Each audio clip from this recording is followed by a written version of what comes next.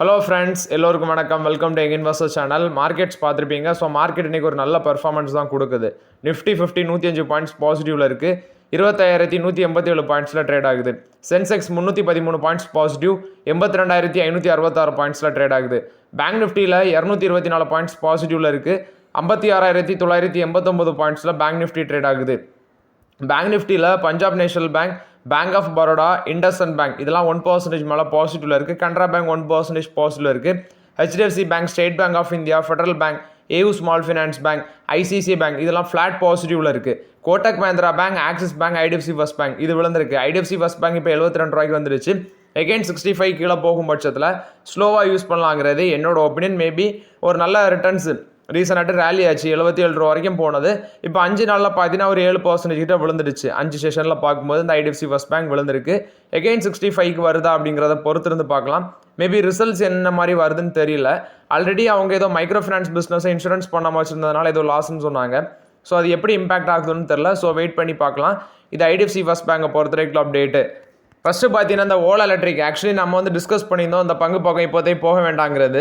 ஏன்னா நேற்று ஒரு நல்ல பெர்ஃபார்மன்ஸ், ஆக்சுவலி நேற்று அடி விழுந்திருக்கணும். ஆனால் நேற்று பயங்கரமான trading, for example heavy volumes, அந்த பேசிஸில் தான் இந்த பங்கு மேலே போச்சு. இன்றைக்கி இன்வெஸ்டர்ஸ் பார்த்தீங்கன்னா ப்ராஃபிட் புக்கிங் பண்ண ஆரம்பிச்சிட்டாங்க. ஸோ அந்த பேசிஸில் ஓலா எலக்ட்ரிக் இன்றைக்கி மறுநாடி. ஸோ இதில் ஃபோக்கஸ் பண்ண வேண்டாங்கிறது என்னோட ஒப்பீனியன்.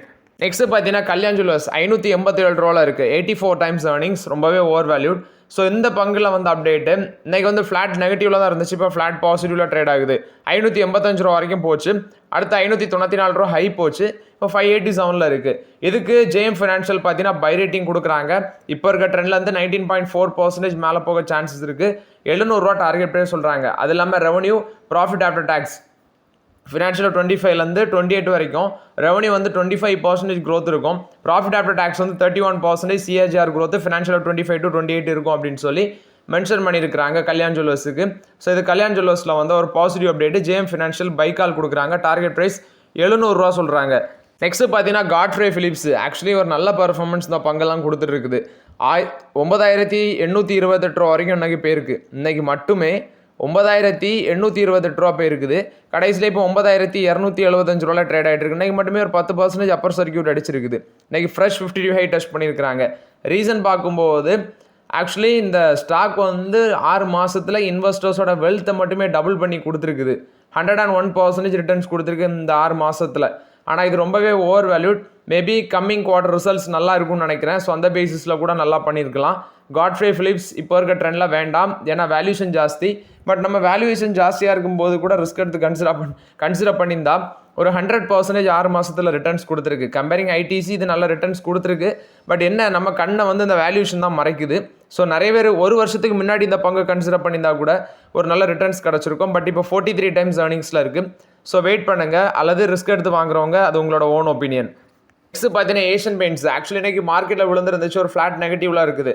2,392 ரூபாயில் ட்ரேட் ஆகுது. இதில் என்ன ஒரு பிரச்சனைனா, பிஸ்னஸ் ஃபண்டமெண்டலி எல்லாமே ஓகே. மார்க்கெட்டில் முன்னாடி பெயிண்ட் கம்பெனிஸ் எல்லாமே பெருசாக கிடையாது, இவங்க தான் பெருசாக இருந்தாங்க. ஏஷியன் பெயிண்ட்ஸு, பர்கர் பெயிண்ட்ஸு இவங்க தான் மேஜர் ரோல் ப்ளே பண்ணுவாங்க. ஆனால் இப்போ மார்க்கெட்டில் ஹெவி காம்படிஷன் உங்களுக்கே தெரியும். ஸோ அதை பேஸ் பண்ணி தான் ரிலையன்ஸ் இண்டஸ்ட்ரீஸ் போன மாதம் ஏஷியன் பெயிண்ட்ஸில் 10,000 கோடி அளவுக்கு ஸ்டேக் டைல்யூஷன் பண்ணிட்டு போனாங்க. இப்போ அந்த 10,500 கோடி வேல்யூ உள்ள அந்த பங்குகளை வாங்கினது யாருன்னு பார்த்தீங்கன்னா மியூச்சுவல் ஃபண்ட் தான் வாங்கியிருக்காங்க. ஆனால் இப்போ இந்த ஃபண்டமெண்டலி ஸ்ட்ராங் பிஸ்னஸாக இருந்தாலும் ஹெவி காம்படிஷன் மார்க்கெட்டில் போயிட்டுருக்குது. ஸ்டாக்கோட பி ரேஷியோ 62 இருக்குது. ஸோ வேல்யூஷனும் ஜாஸ்தி, காம்படிஷனும் இந்த பிஸ்னஸில் அதிகமாக இருக்கிறதுனால இப்போதைக்கு நான் அவாய்ட் தான் பண்ணுறேன். பட் இன்றைக்கி ஒரு ஃப்ளாட் நெகட்டிவ் ட்ரெண்டில் இருக்குது. 10,500 கோடி அளவுக்கு இந்த பங்கில் மியூச்சுவல் ஃபண்ட்ஸ் இன்வெஸ்ட்மெண்ட் பண்ணியிருக்காங்க. நெக்ஸ்ட் பார்த்தீங்கன்னா கெயில் கொடுத்த அப்டேட்டு. இவங்க ஒரு long term LNG sales purchase agreement Vitol Asia private limited கூட போட்டிருக்காங்க. ஸோ இந்த வைட்டோல் ஏஷியா பிரைவேட் லிமிடெட் கெயிலுக்கு 1 million metric ton per annum liquefied natural gas LNG 10 வருஷத்துக்கு சப்ளை பண்ணுறதுக்கான அக்ரிமெண்ட் தான். அதாவது இந்த வைட்டோல் ஏஷியா தான் இவங்க கெயிலுக்கு எல்என்ஜி சப்ளை பண்ணுவாங்க அவங்களோட குளோபல் எல்என்ஜி போர்ட்ஃபோலியோலேருந்து. ஸோ இது பார்த்தீங்கன்னா கெயிலை பொறுத்த வரைக்கும் பாசிட்டிவ் அப்டேட்டு. இந்த அக்ரிமெண்ட் 10 வருஷம் அக்ரிமெண்ட்டு 2026 இந்த சப்ளை ஸ்டார்ட் ஆகுதுன்னு சொல்லியிருக்கிறாங்க. இது கெயில் வைட்டோல் ஏஷியாவை பொறுத்த வரைக்கும் அப்டேட்டு. நெக்ஸ்ட் பேங்க் ஆஃப் மகாராஷ்டிராவோட ரிசல்ட்ஸ் வந்திருக்குது. ப்ராஃபிட் 23% இன்க்ரீஸ் ஆயிருக்கு. நெட் ப்ராஃபிட் 1,593 கோடி பண்ணியிருக்கிறாங்க. ஸோ இதில் ரெடக்ஷன் இன் பேட் லோன்ஸ் அதெல்லாம் இம்பாக்ட் ஆனதுக்கு அப்புறம் தான் பார்த்தீங்கன்னா அந்த ஹெல்த்தி ப்ராஃபிட் பண்ணியிருக்கிறாங்க. இது போக டோட்டல் இன்கம் 7879 கோடி, அதுவும் இன்க்ரீஸ் ஆயிருக்குது. பேங்கோட அசட் குவாலிட்டி, அதாவது கிராஸ் நான் பெர்ஃபார்மிங் அசட் 1.74% குறைஞ்சிருக்கு 1.85%. நெட் என்பிஐ வந்து 0.20%, 0.18% குறைஞ்சிருக்குது. அசட் குவாலிட்டி கொஞ்சம் பெட்டராக பண்ணியிருக்கிறாங்க. ரிட்டர்ன் ஆன் அசட் வந்து 1.80% இருக்குது, இதுவும் 1.72% இன்க்ரீஸ் ஆயிருக்குன்னு சொல்லியிருக்காங்க. ரிட்டர்ன் ஆன் ஈக்விட்டி 23% குறைஞ்சிருக்கு, 27.62% குறைஞ்சிருக்குது. அசட் குவாலிட்டி அண்ட் அட்வான்சஸ் பார்க்கும்போது ப்ரொவிஷன் இந்த குவார்ட்டரில் 867 கோடியாக இருக்குது, இது ப்ரிசிஜிங் குவார்ட்டரை கம்பேர் பண்ணும்போது குறைஞ்சிருக்கு. ஸ்லிப்பேஜஸ் சீக்வன்ஷியல் பேசிஸில் இன்க்ரீஸ் ஆயிருக்கு, 660 கோடியிலேருந்து 727 கோடியாக இன்க்ரீஸ் ஆயிருக்குன்னு சொல்கிறாங்க. பேங்க் ஆஃப் மகாராஷ்டிராவோட டோட்டல் பிஸ்னஸ் 14% க்ரோத் ஆயிருக்கு. அவங்களோட டோட்டல் பிஸ்னஸ் 14% க்ரோத் ஆயிருக்கு. டெபாசிட்டும் 14% வளர்ந்துருக்குது. நெட் இன்ட்ரெஸ்ட் மார்ஜின் 3.95% இருக்குது. ஆக்சுவலி சேம் பீரியட் லாஸ்ட் இயரில் 3.97% இருந்தது, இப்போ 3.95% இருக்குது. மார்ச் குவார்ட்டரில் 4.01% இருந்தது, இப்போ கொஞ்சம் குறைஞ்சிருக்குன்னு சொல்கிறாங்க. டோட்டல் டெபாசிட் 14% மேலே வளர்ச்சி அடைஞ்சிருக்குது ஒரு முக்கிய காரணம். கிராஸ் அட்வான்சஸ் 15.34% இருக்குது, அதுவும் ஒரு நல்ல இதாக தான் இருக்குது. கேபிட்டல் அடிக்யூசி ரேஷியோ 20.06% இருக்குது. அதே காமன் ஈக்விட்டி டயர் 1 ரேஷியோ 15.62% இருக்குன்னு மென்ஷன் பண்ணியிருக்கிறாங்க. இது பேங்க் ஆஃப் மகாராஷ்டிரா போஸ்ட் பண்ண results update. Retail advances 35.37% increase ஆயிருக்கு. எம்எஸ்எம்இயோட அட்வான்சஸ் 5.65% இன்க்ரீஸ் ஆயிருக்குது. ஸோ இதில் வந்து அந்த ரேம்னு சொல்லுவாங்க, ரீட்டைல் அக்ரி எம்எஸ்எம்இ பிஸ்னஸ், அது வந்து 62.10% இன்க்ரீஸ் ஆயிருக்குன்னு சொல்லியிருக்கிறாங்க. So stock price after the results வந்து 1.5% பாசிட்டிவில் தான் இருக்குது. 57.64 போனது 56.98 ட்ரேட் ஆகுது. பட் நான் வந்து பிஎஸ்சி செக்டார் பேங்க் பக்கம் போக மாட்டேன், பட் நீங்கள் வச்சுருப்பீங்க. ஸோ ஓரளவு பார்க்கும்போது பார்த்தீங்கன்னா ரிசல்ட்ஸ் நல்லா தான் இருக்குது. அசட் குவாலிட்டியும் ஓரளவு இம்ப்ரூவ் ஆயிருக்குது. இது பேங்க் ஆஃப் மகாராஷ்டிரா போஸ்ட் பண்ண results update. Next yes bank actually இன்றைக்கி 1.5% பாசிட்டிவில் தான் இருக்குது. 20.65 போச்சு, இப்போ 20.37 ட்ரேட் ஆகுது. எஸ் பேங்க்கில் அந்த எஸ்எம்எஃப்ஜி குரூப் வந்து, அதாவது ஜப்பானை சேர்ந்த அந்த பேங்க் வந்து எஸ் பேங்க்கில் அடிஷ்னலாக $1.1 பில்லியன் அளவுக்கு இன்வெஸ்ட்மெண்ட் பண்ண போகிறாங்க. கன்வெர்ட்டிபிள் பாண்ட்ஸ் அது மூலமாட்டு இதில் ஸ்டேக் பை பண்ண போகிறாங்க அப்படிங்கிற ஒரு அப்டேட்டும் இருந்துச்சு. கேர்லைல் குரூப் தான் மைனாரிட்டி ஆஃப் த ஷேர் ஹோல்டர்ஸாக இருக்கிறாங்க. ஸோ அவங்கள்ட்ட வந்து ஷேர் பர்ச்சேஸ் பண்ணலாம் அப்படிங்கிற ஒரு அப்டேட் கொடுத்ததுனால இன்றைக்கும் எஸ் பேங்க் ஒரு பாசிட்டிவ் ட்ரெண்டில் தான் இருக்குது. பட் நான் 22 ரூபாய்க்கு ஒரு ஷேர் வாங்கினேன், அதை தாண்டிட்டுனா அதை விற்று விட்ருவேன். ஸோ இது எஸ் பேங்கை பொறுத்த வரைக்கும் அப்டேட்டு. டிடிகே பிரஸ்டீஜ் வந்து ஆகஸ்ட் 1 ரெக்கார்ட் டேட் ஃபிக்ஸ் பண்ணியிருக்காங்க உங்களோட டிவிடெண்டுக்கு. பட் டிவிடெண்டை இனி தான் அனௌன்ஸ்மெண்ட் பண்ணுவாங்கன்னு நினைக்கிறேன். ஸோ இது டிடிகே பிரஸ்டீஜை பொறுத்த வரைக்கும் அப்டேட்டு. ஆகஸ்ட் 1 பார்த்தீங்கன்னா ரெக்கார்ட் டேட்டு. ஆனால் ஆகஸ்ட் 21 அந்த டிவிடெண்ட் பேமெண்ட் அந்த பேமெண்ட்டை ஸ்டார்ட் பண்ணுவாங்கன்னு சொல்கிறாங்க. இது போக டேக்ஸ் டிடெக்டட் ஆகணும்னு சொல்லியிருக்கிறாங்க. ஸோ சில ரெகுலேஷனுக்கு டேக்ஸ் டிடெக்டட் பண்ணி தான் அந்த டிவிடெண்ட் வரும். ஸோ இது டிடிகே ப்ரொசீஜர் ஷேர் ஹோல்டர்ஸை பொறுத்த வரைக்கும் அப்டேட்டு. நெக்ஸ்ட் இன்னைக்கு முக்கியமான ரிசல்ட்ஸ். அதானி வில்மர் இப்போ வந்து A W agri business, Geojit financial service, G M breweries, Hathway cables and Datacom, HDB financial, HDFC life insurance, Himadri speciality chemicals limited, ICC Lombard general insurance, ICC prudential life insurance, ஜஸ்டைல், காமக்ரி fashion limited, கீ corporation limited, Kretto Syscon limited, bank of Maharashtra, network 18, next Neuon towers limited, நியூரோகோ limited, plastic blends India limited, RR financial consultants limited, Swaraj engines limited, Tokyo finance limited, Vijay textiles limited, VK global industries limited. இந்த 23 கம்பெனிஸோட results வந்து இன்னைக்கு மார்க்கெட்டில் வர இருக்குது. இதில் 3 கம்பெனிஸோட results வந்து இந்த வீடியோவில் நம்ம டிஸ்கஸ் பண்ணிடுவோம். நெக்ஸ்ட் பார்த்தீங்கன்னா Patanjali foods actually July 17 board meeting வச்சுருக்காங்க. இதில் அவங்க ஃபஸ்ட் டைம் போனஸ் இஷ்யூ குறித்து முடிவெடுக்க போகிறாங்க. இது வந்து பார்த்தீங்கன்னா பத்தாஞ்சலி ஃபுட்ஸை பொறுத்த வரைக்கும் அப்டேட்டு. நெக்ஸ்ட் இன்னைக்கு ஒரு ஐபிஓ அப்ளை பண்ண குரூப்பில் நிறைய பேர் டிஸ்கஸ் பண்ணிங்க. Anthem bioscience limited company. இது வந்து பார்த்தீங்கன்னா நான் அந்த ஃபினான்ஷியல் ஸ்டேட்மெண்ட்டே கொடுத்துருந்தேன், இப்போ அப்டேட் பண்ணுறேன். இல்லை ப்ரொமோட்டர் ஹோல்டிங் வந்து ப்ரீ இஷ்யூ டைமில் வந்து 70.78 இருந்தது, போஸ்ட் இஷ்யூவில் 68.60%. ஆக்சுவலி ப்ரொமோட்டர் குரூப் வந்து 6.09% அப்படி இருக்குது. Public investor selling 11.68%, other selling வந்து 11%, பப்ளிக் அதர்ஸ் என்னொன்று வந்து 0.45%. ஆக்சுவலி நீங்கள் இதில் ரெவன்யூ ஃப்ரம் ஆப்ரேஷன் எடுத்து பார்க்கும்போது இந்த சார்ட்டை நான் காட்டுறேன் பாருங்கள். ரெவன்யூ ஃப்ரம் ஆப்ரேஷன் 1056 கோடியாக இருக்குது ஃபினான்ஷியல் 23. 25 1844 கோடியாக வளர்ந்துருக்கு. ப்ராஃபிட் ஆஃப்டர் டேக்ஸ் 385 கோடி, 25 451 கோடி. டோட்டல் அசட் 2014 கோடியிலேருந்து 2807 கோடி இன்க்ரீஸாக இருக்குது. நெட்வொர்த்தும் 2409 கோடியாக இருக்குது. பாரோயிங் வந்து பார்த்தீங்கன்னா குறைஞ்சிருக்குது. 232 கோடி இருந்திருக்கு போன வருஷம். இப்போ 108 கோடியாக குறைஞ்சிருக்குது. ஸோ இது வந்து ஆந்தம் பயோசைன்ஸை பொறுத்த வரைக்கும் அப்டேட்டு. லிஸ்டிங் எண் வந்து 19% கிடைக்கும் அப்படின்னு சொல்லி அப்டேட் வந்திருக்குது. நான் ஆர்டிக்கிளை ரீட் பண்ணேன். ஸோ வெயிட் பண்ணி பார்க்கலாம் லிஸ்டிங் எண் கிடைக்குதா. ஃபஸ்ட்டு நமக்கு அலர்ட் ஆகணும், அதுக்கப்புறம் லிஸ்டிங் எண்ணை பற்றி பேசலாம். நெக்ஸ்ட் டாடா ஸ்டீல் கொடுத்த update.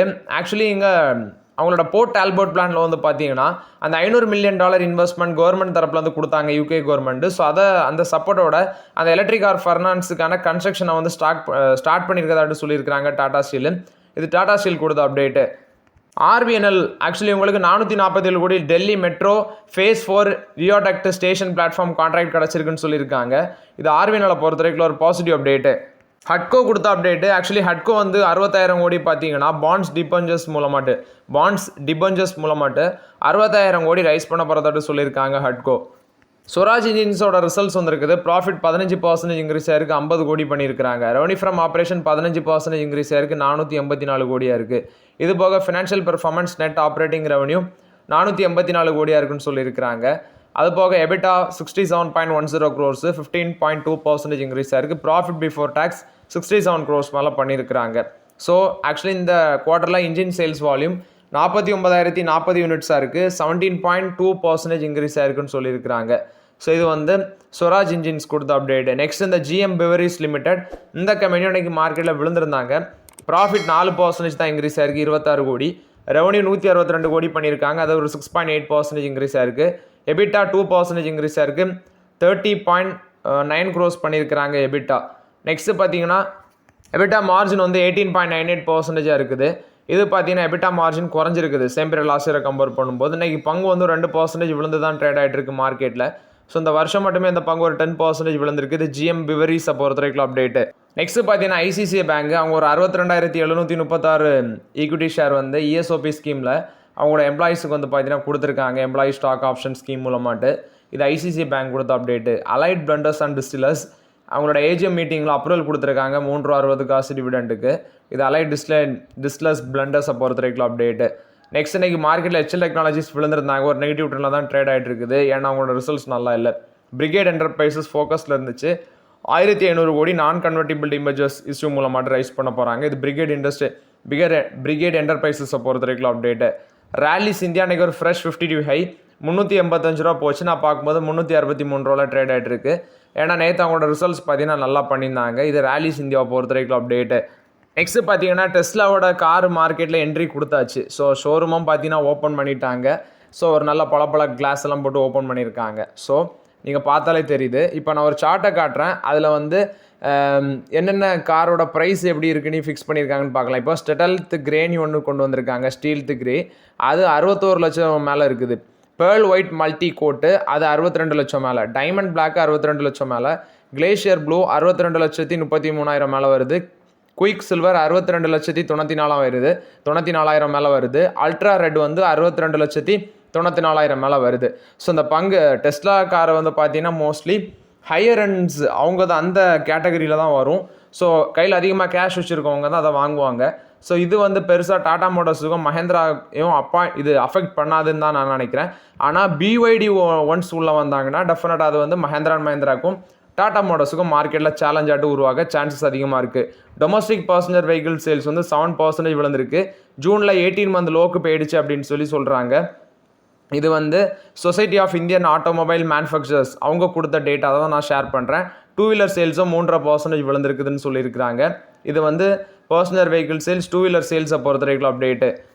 Next Waaree renewable energy இன்றைக்கி மார்க்கெட்டில் ஒரு நல்ல பெர்ஃபார்மன்ஸ் 1,136 ரூபா வரைக்கும் போச்சு. ரீசன் பார்க்கும்போது இன்றைக்கி 16% மேலே பாசிட்டிவ் ட்ரெண்டில் இருக்குது. இது காரணம் பார்த்தீங்கன்னா அவங்களோட ரிசல்ட்ஸ் வந்து நல்லா வரும் அப்படிங்கிற பேசிஸில் தான் மேலே போயிருக்குது. மறுபடியும் 1000 அந்த லெவலில் டச் பண்ணியிருக்குது. ஸோ இவங்களோட ரிசல்ட்ஸ் நல்லா வரும் அப்படிங்கிற பேசிஸில் தான் மேலே போயிருக்காங்க. ஏன்னா ஜூலை 17 இவங்களோட ரிசல்ட்ஸ் வருது. ஸோ இது வந்து வேரி ரினியூவபிள் எனர்ஜி ஷேர் ப்ரைஸை பொறுத்த வரைக்கும் அப்டேட்டு. ஸோ ஓகே ஃப்ரெண்ட்ஸ், இந்த வீடியோவில் சில இம்பார்ட்டன்ட் அப்டேட்ஸ் எல்லாமே டிஸ்கஸ் பண்ணோம். இந்த வீடியோ உங்களுக்கு பயனுள்ளதாக இருந்துச்சுன்னா லைக் பண்ணுங்கள், சப்ஸ்கிரைப் பண்ணுங்கள், கமெண்ட் பண்ணுங்கள். Okay friends, thank you.